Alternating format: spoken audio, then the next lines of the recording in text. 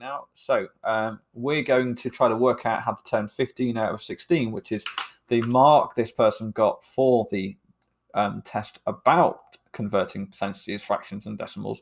We've got a decimal here, which is the score of the test, and we're going to try to turn that into a percentage to see how well this person did in the test.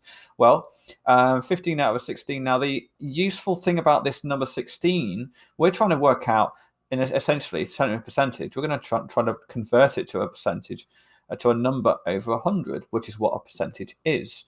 So the useful thing about this 16 you need to notice is it's a multiple of 2, and in fact it's a power of 2. So we know, what do I mean by that? Well, 2 squared is 4. 2 cubed is 8. 2 to the power 4 is 16. How is that useful? Well, we know that 1/2 is 50%. And we know, so that would be 2 to the power 1. 2 to the power 1 is 2. But we know what 1/4 is 25%. And we can probably work out from here what 1/8 is. 1/8 is 12.5%. I'm going to pause the video here and see if you can continue with using that information to work out eventually the answer to the question. And I'll continue in a moment.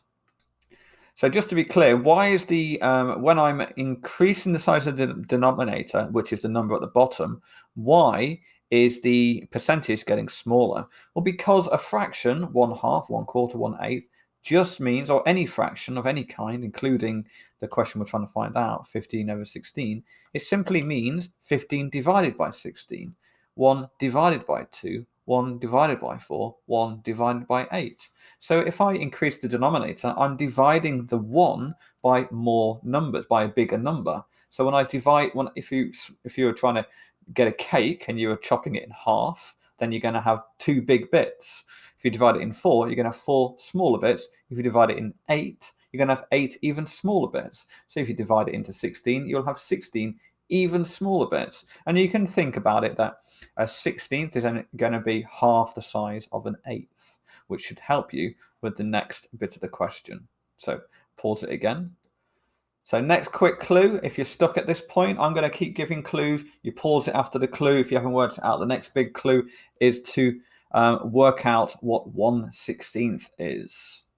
Right, here's what 1/16 is. So 1/16 is half of that. So it's going to be 6.25%. Okay. You can do that.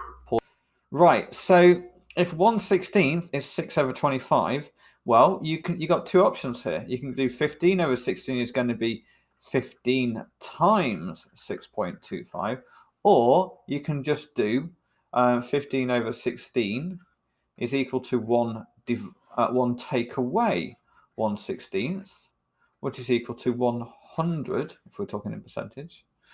It's equal to 100 take away, or 100%, which is 1 take away 6.25%.